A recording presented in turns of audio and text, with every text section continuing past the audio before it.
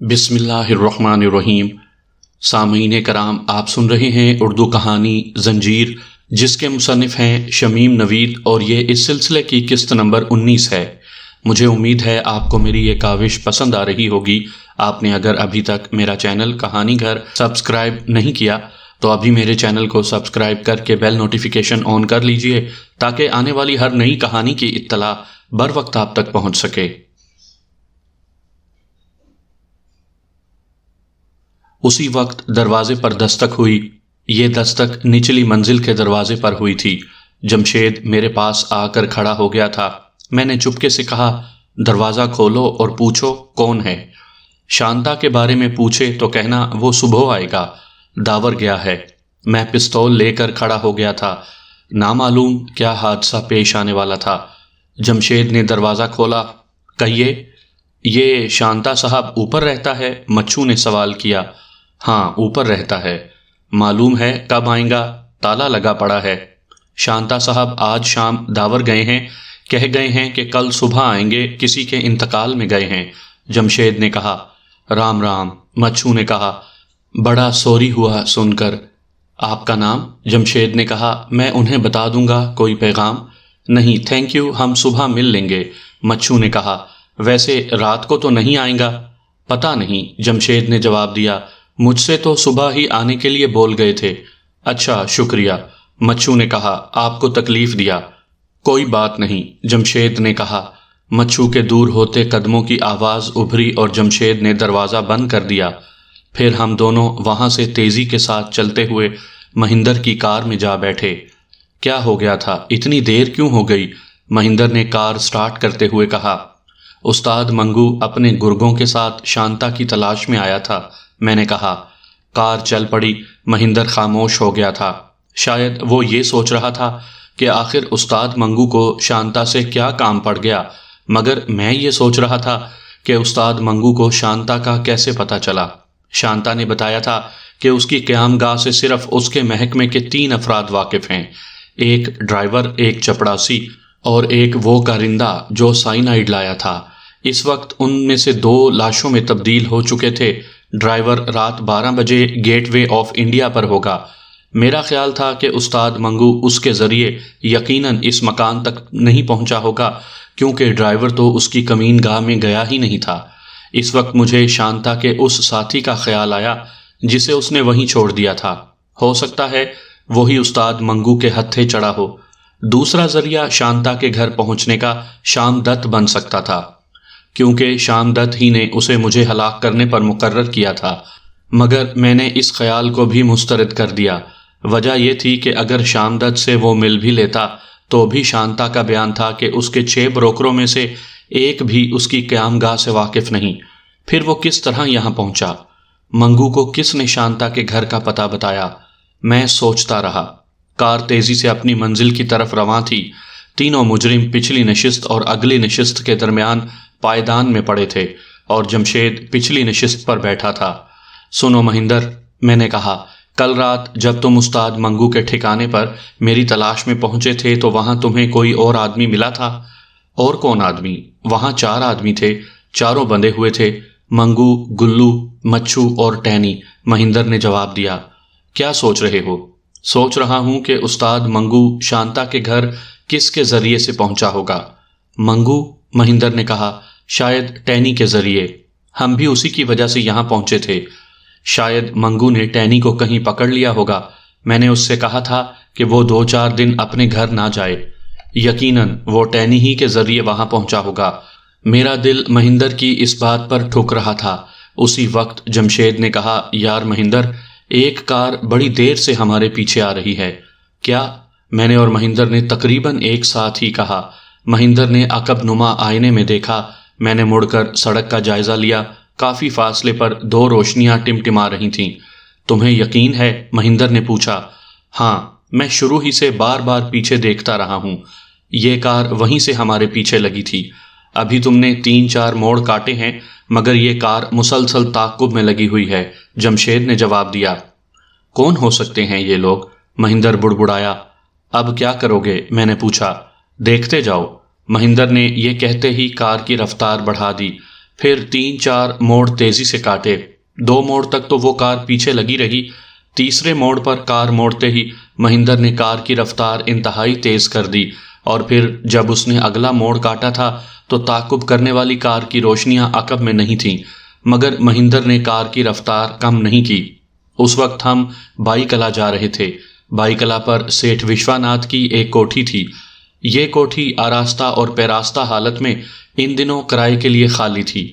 اسے وہ صرف انگریز افسروں کو کرائے پر دیتے تھے، کیونکہ ان سے ایک تو کرایہ اچھا ملتا تھا، دوسرے انگریز مکان کو بھی اچھی حالت میں رکھتے تھے۔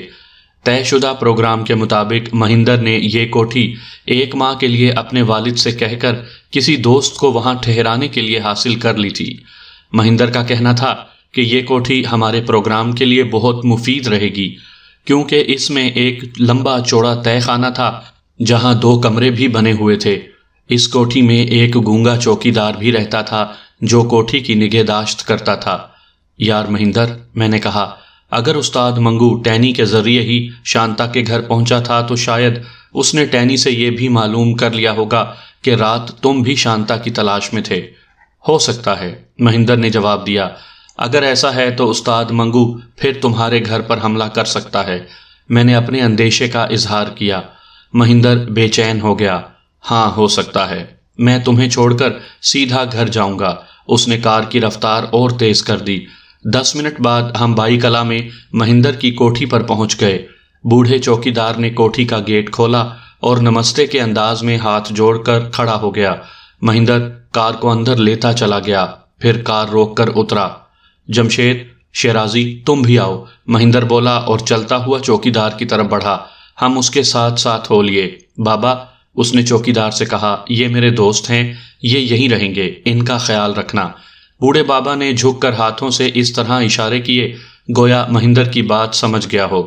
اچھا جاؤ، اب جا کر سو رہو، مہندر نے کہا۔ بوڑھا بابا ہاتھوں سے کچھ اشارے کر رہا تھا۔ نہیں، بس اب تم جا کر سو رہو، ان لوگوں کو میں خود اندر لے جاؤں گا، اب کوئی کام نہیں ہے، بس تم جا کر سو رہو۔ مہندر نے جیب سے 1 روپے کا سکہ نکال کر بابا کو دیا اور اس کا بازو پکڑ کر اسے 2-4 قدم اور اس کی کوٹری کی طرف لے گیا۔ جاؤ، جا کر سو رہو۔ بابا چلا گیا تو مہندر نے کوٹھی کا مرکزی دروازہ کھولا، سوئچ دبا کر لائٹ آن کی، پھر ان تینوں مجرموں کو ہم نے یکے بعد دیگرے تہہ خانوں میں منتقل کر دیا، اور باہر آنے سے قبل ایک مرتبہ پھر ان تینوں کی بندشیں دیکھیں۔ میرا خیال ہے جمشید، مہندر نے کہا، اب تم بھی اپنے گھر جاؤ، میں تمہیں مدن پورہ اتار دوں گا۔ تم اپنی والدہ سے مل کر کل صبح ہی بمبئی سے نکل جاؤ۔ صبح ہم دونوں تمہارے پاس آئیں گے۔ مجھے اس وقت خیال آ رہا ہے کہ میں نے تمہارے ساتھ کچھ زیادتی ہی کر ڈالی۔ کیا مطلب؟ جمشید نے کہا، کیسی زیادتی؟ بات یہ ہے جمشید کہ بیک وقت اتنے اہم آدمیوں کی ہلاکت سے حکومت پاگل ہو جائے گی، بڑے پیمانے پر تفتیش ہوگی۔ اس کے نتیجے میں یہ بات سامنے آنا لازمی ہے کہ ان 6 بروکروں کے پاس اس دن ایک ہی حلیے کا شخص پہنچا تھا۔ ہو سکتا ہے کہ ان 6 جگہوں پر کوئی ایسا آدمی بھی رہا ہو جو تمہیں شکل سے پہچانتا ہو۔ پھر پولیس کو تم تک پہنچنے میں دیر نہیں ہوگی۔ میں پولیس سے نہیں ڈرتا، جمشید نے کہا۔ جذباتی ہونے کی ضرورت نہیں، مہندر نے کہا۔ میرا خیال ہے تم یہاں سے کراچی نکل جاؤ جہاز سے۔ پھر مہندر مجھ سے بولا، شیرازی، کچھ رقم جمشید کو دے دو۔ نہیں، جمشید نے کہا، میں نے جو کچھ کیا ہے وہ رضاکارانہ طور پر کیا ہے، میں 1 پیسہ نہیں لوں گا۔ ہم تمہارے جذبات کی توہین نہیں کر رہے ہیں دوست، مہندر نے کہا۔ بات یہ ہے کہ میں جانتا ہوں تم ہی اپنے گھر کے کفیل ہو، تمہاری ماں اور تمہاری بہن دونوں تم پر ہی انحصار کرتی ہیں، پھر تمہیں بھی کراچی میں اخراجات کی ضرورت ہوگی۔ یقین جانو دوست، رقم ہم تمہیں نہیں، اس کاز کو دے رہے ہیں جس کے لیے یہ رقم حاصل کی گئی ہے۔ پھر بڑی رد و قد کے بعد ہم نے جمشید کو 10,000 کی رقم لینے پر راضی کر ہی لیا۔ یہ رقم لیتے ہوئے اس کی آنکھوں میں آنسو تھے۔ نہیں میرے دوست، میں نے کہا، یہ نہ سمجھو کہ خدا نخواستہ ہم تمہیں اپنا ساتھ دینے کا معاوضہ دے رہے ہیں۔ تم ہمارے لیے اور اس ہندوستان کی آزادی کے لیے بہت اہم ہو۔ اچھا یوں سمجھ لو کہ اس تمام کارروائی کے عوض ہم بھی 10,000 روپے لے رہے ہیں۔ واقعی اسے جھوٹ نہ سمجھو، میں اور مہندر یہ رقم اپنی ہی ذات پر خرچ کریں گے۔ پھر میں نے مہندر کو بھی 10,000 کی رقم دی اور خود بھی 10,000 روپے رکھ کر باقی رقم پوٹلی میں باندھ دی۔ ہم تم سے وعدہ کرتے ہیں کہ یہ رقم ہم اپنی مرضی سے اپنی ہی ذات پر خرچ کریں گے۔ ہاں ہاں یار، مہندر نے کہا، جذباتی نہ بنو، حقائق کو سمجھنے کی کوشش کرو۔ تم وعدہ کر رہے ہو کہ تم یہ رقم اپنی ذات پر خرچ کرو گے۔ جمشید کو شاید ہم پر اس معاملے میں اعتبار نہیں تھا۔ ہاں بھائی، وعدہ کر رہے ہیں، میں نے کہا۔ قسم کھاؤ، ہندوستان کی اور اس کے باسیوں کی، جمشید نے کہا۔ اس وقت میں سمجھتا ہوں کہ ہم تینوں کے نزدیک ان سے پیاری کوئی چیز نہیں ہے۔ ہم نے قسم کھا کر یقین دلایا۔ یہ قسم کھاتے ہوئے میری آواز شدت جذبات سے لرز رہی تھی۔ مہندر کے لہجے میں بھی کپ کپاہٹ تھی۔ ہم نے جمشید کو ایک جگہ اتار دیا اور اس کے گھر اگلی صبح کا پروگرام طے کیا۔ مہندر نے جمشید کے بارے میں جو کچھ سوچا درست تھا۔ واقعی اس بات کا امکان تھا کہ پولیس سراغ لگاتی لگاتی اس تک پہنچ جاتی۔ اب مہندر نے کار کا رخ اپنے گھر کی طرف کر دیا۔ اس وقت رات کا 1 بج رہا تھا۔ یہ رات ہمارے لیے بڑی اہم تھی۔ ہمیں آج رات ابھی 2 اور کام نمٹانے تھے، مگر ان سے پہلے مہندر کے گھر جا کر سیٹھ وشواناتھ کو منگو کے خطرے سے خبردار کرنا تھا، کیونکہ یہ بات خالی از امکان نہیں تھی کہ منگو کو اگر ٹینی نے یہ بتا دیا تھا کہ مہندر بھی شام دت کی تلاش میں اس کے گھر گیا تھا، تو پھر وہ شام دت کا پتہ چلانے کے لیے اسی طرح مہندر کے خلاف کوئی کارروائی کرتا جو اس نے گزشتہ روز کی تھی۔ وہ لالی کو بھی اغوا کر سکتا تھا اور سیٹھ وشواناتھ کو بھی اور مہندر کو بھی۔ اس سڑک پر مڑتے ہی جو سیٹھ وشواناتھ کے بنگلے کو جاتی تھی، مہندر نے کار کی روشنیاں بند کر دیں اور اسے ایک گلی میں موڑ لیا۔ یہ کیوں؟ میں نے پوچھا۔ ہو سکتا ہے اس کار میں جو ہمارے تعاقب میں تھی منگو یا اس کے ساتھی رہے ہوں، مہندر نے جواب دیا۔ اگر ایسا ہی تھا تو پھر وہ یقیناً وہ لوگ سیدھے میرے گھر ہی آئے ہوں گے اور آس پاس ہی یا تو منڈلا رہے ہوں گے یا پھر… اس نے جملہ ادھورا چھوڑ دیا۔ سڑک کے کنارے کنارے درختوں اور دیواروں کے سائے سائے ہم دونوں سیٹھ وشواناتھ کی کوٹھی کی طرف بڑھ رہے تھے۔ تھوڑی دور جانے کے بعد ہمیں ایک کار نظر آ گئی۔ وہ اسی جگہ کھڑی تھی جہاں وہ کار لا کر کھڑی کی گئی تھی جس میں مجھے اغوا کیا گیا تھا۔ اس کار کا ہیولا میں نے ہی دیکھا تھا۔ میں نے مہندر کا ہاتھ دبایا اور ہم دونوں وہیں ٹھٹک گئے۔ ہم دونوں تیزی سے پہلو والی سڑک پر مڑ گئے اور چکر کاٹ کر عقبی راستے سے گزرتے ہوئے اس کار کے پیچھے آ نکلے جسے دیکھ کر ہم دونوں ٹھٹکے تھے۔ میں اور مہندر دونوں ہی خاموش تھے۔ شاید مہندر بھی میری طرح یہی اندازے لگا رہا ہوگا کہ یہ کار کس کی تھی۔ ہم دونوں پوری طرح چوکنا تھے اور نہایت آہستگی کے ساتھ کار کی طرف بڑھ رہے تھے کہ عقب سے ایک آواز گونجی، شیرازی۔ یہ آواز میرے لیے غیر متوقع تھی۔ غالباً ہم دونوں ہی نے ایک ساتھ پلٹنا چاہا تھا کہ اسی آواز نے پھر کہا، نہ، سیدھے چلتے رہو اور کار میں بیٹھ جاؤ۔ یہ آواز سالار اعظم کی تھی۔ جناب، آپ یہاں کیسے؟ میں نے اس وقت جان بوجھ کر سالار کا لفظ استعمال نہیں کیا تھا کیونکہ اس وقت مہندر بھی میرے ساتھ تھا۔ مہندر نے کچھ کہنا چاہا تھا کہ میں نے اس کا ہاتھ پکڑ کر دبا دیا۔ ہم دونوں خاموشی سے کار میں بیٹھ گئے۔ اس کے ساتھ ہی ایک ہیولا سا ہمارے پاس سے گزر کر ڈرائیونگ سیٹ پر بیٹھ چکا تھا۔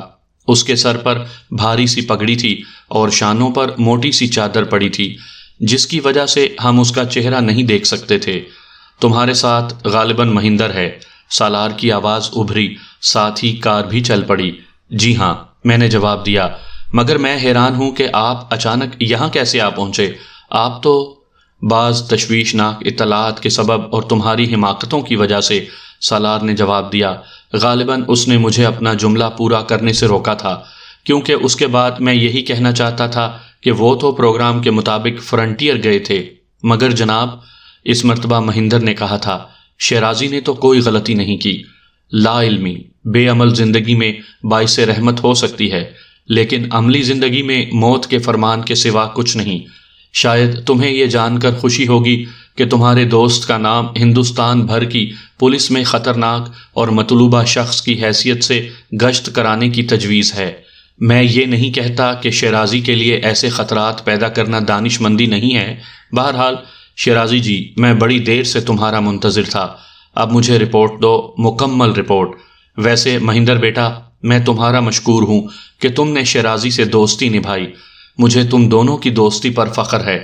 اس ملک کو دو عظیم قوموں میں اگر اس قسم کا اتحاد ملکی سطح پر بھی ہو جائے تو ہندوستان کی کایا ہی پلٹ جائے۔ ہماری دوستی اس عظیم مشن کی دین ہے جو ہمارے پیش نظر ہے، مہندر نے جواب دیا۔ تم جیسے نوجوان ہی اس غلام ملک کی آزادی کی ضمانت ہیں، سالار اعظم نے کہا۔ ہاں شیرازی، میں نے تم سے رپورٹ دینے کے لیے کہا تھا۔ کار چلتی رہی اور میں بمبئی میں پیش آنے والے تمام واقعات سالار کو سناتا رہا۔ خاص طور پر میں نے شانتا بمفورڈ سے حاصل ہونے والی معلومات نہایت تفصیل کے ساتھ بیان کیں۔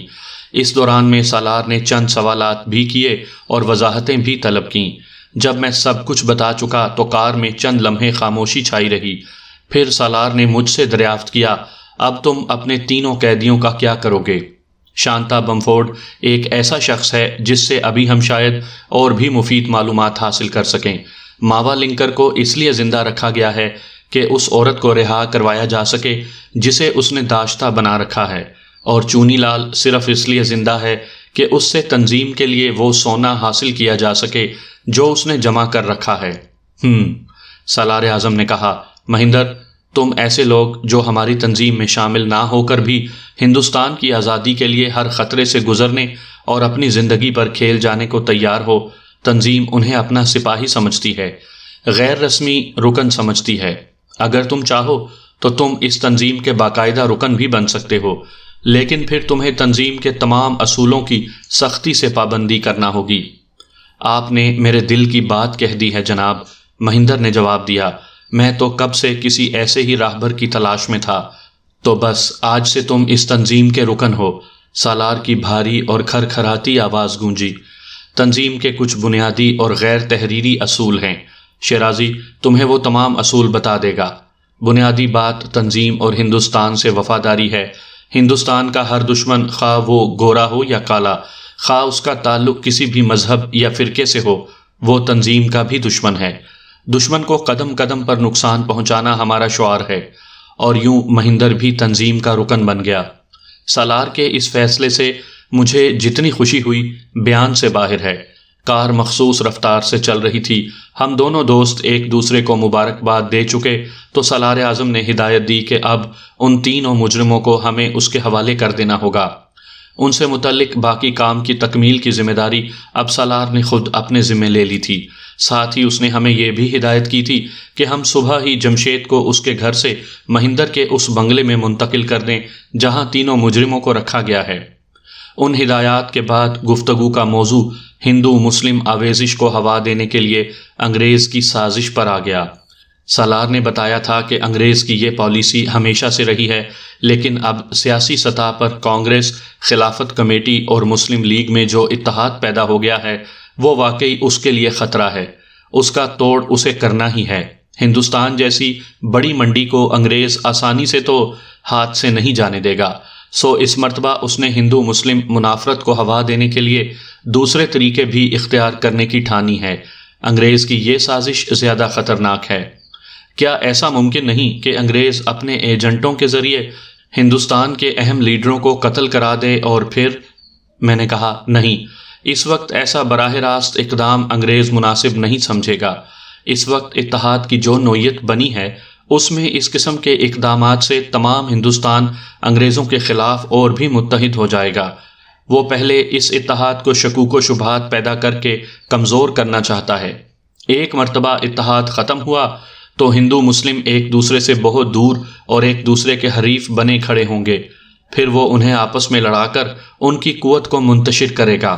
اس وقت کار گیٹ وے آف انڈیا کے قریب پہنچ چکی تھی۔ سالار نے کار کی رفتار کم کرتے ہوئے مجھ سے کہا، شیرازی آس پاس دیکھو، شانتا کا ڈرائیور وحید یہیں کہیں کار لیے کھڑا ہوگا، 11:15 ہو رہے ہیں۔ اس وقت مجھے پہلی بار احساس ہوا کہ سالار اعظم حالات اور واقعات کے ہر پہلو پر کتنی کڑی نظر رکھتا ہے۔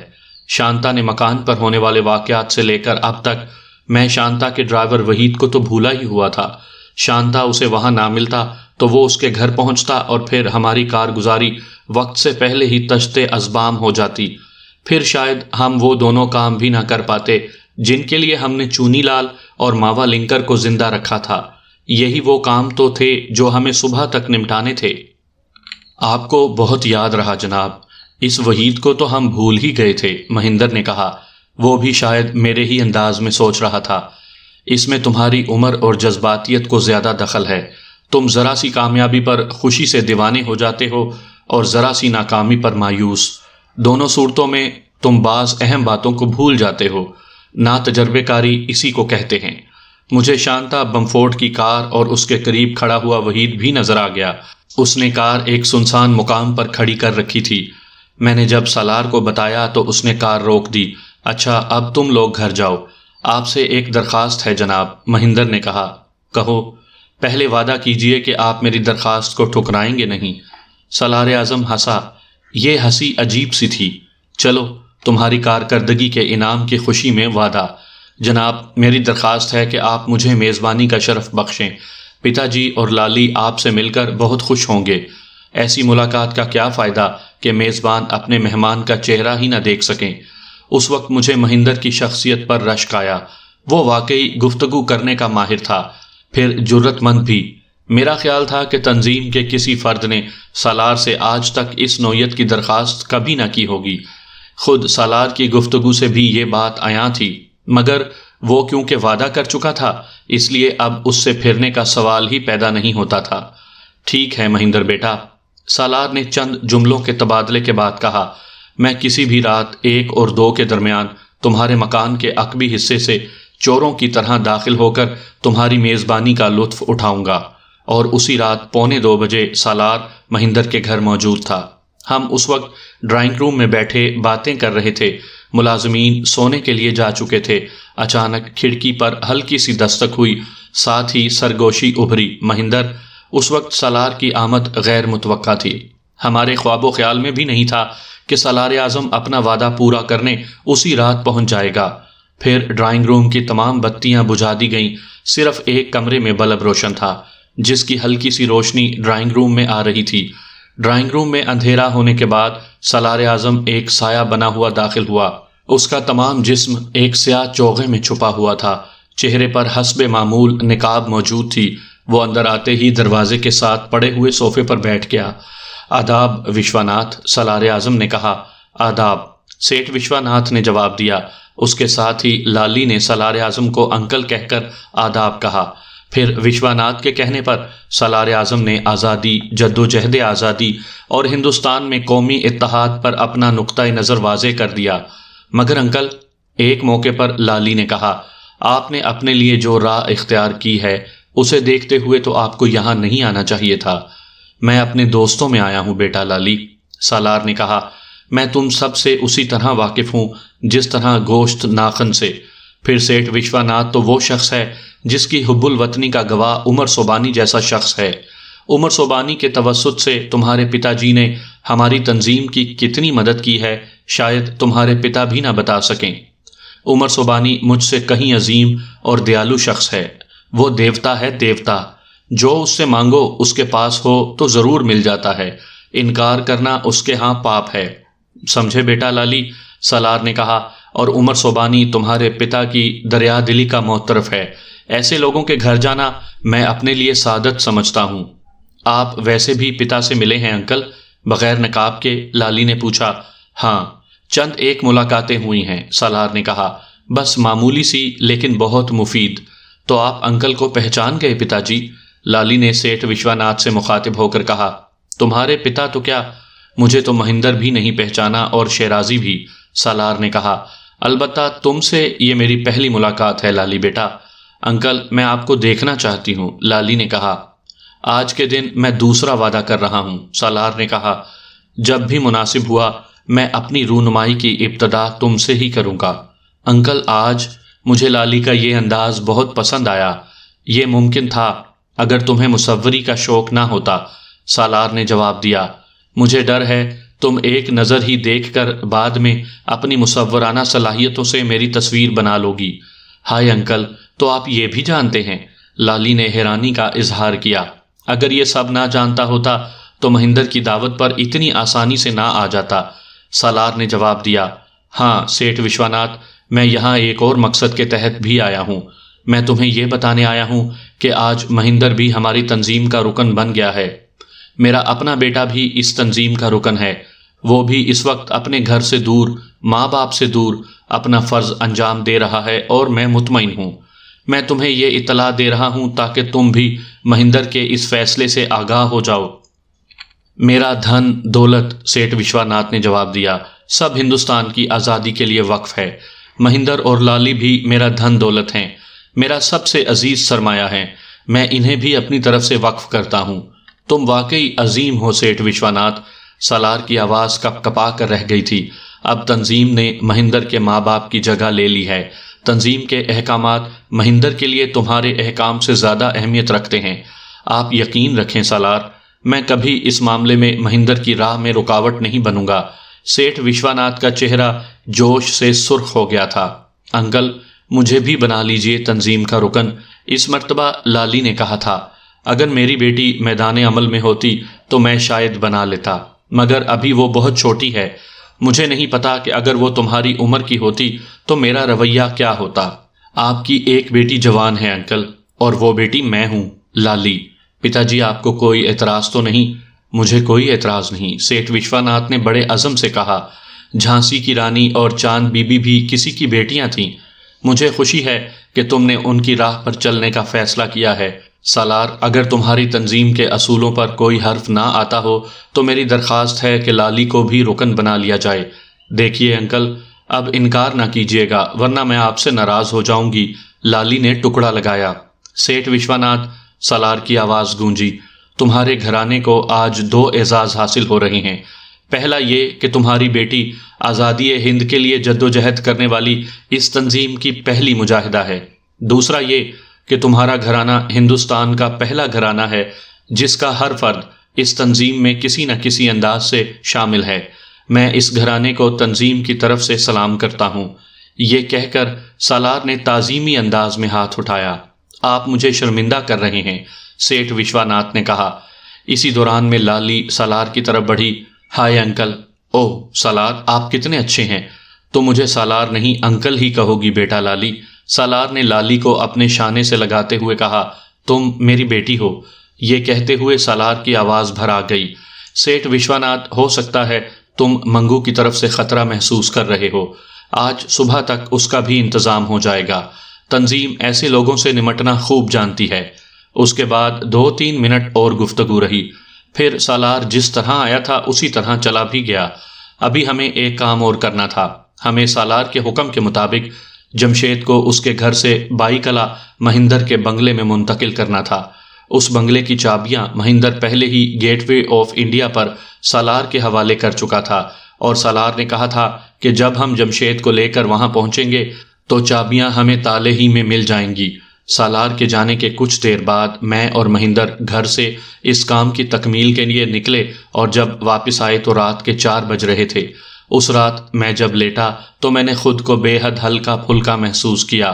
مہندر اور لالی کو حالات نے جس طرح مجھ سے قریب کیا تھا اور جس طرح وہ میری خفیہ کارروائیوں کی نوعیت سے واقف ہو کر ان میں شریک ہو گئے تھے، میں ذہنی طور پر اس سے بہت پریشان رہتا تھا۔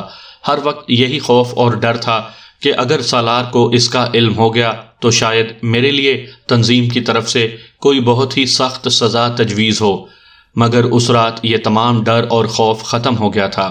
اس رات میں بہت خوش تھا، ایک بوجھ تھا کہ میرے ذہن سے اتر گیا تھا۔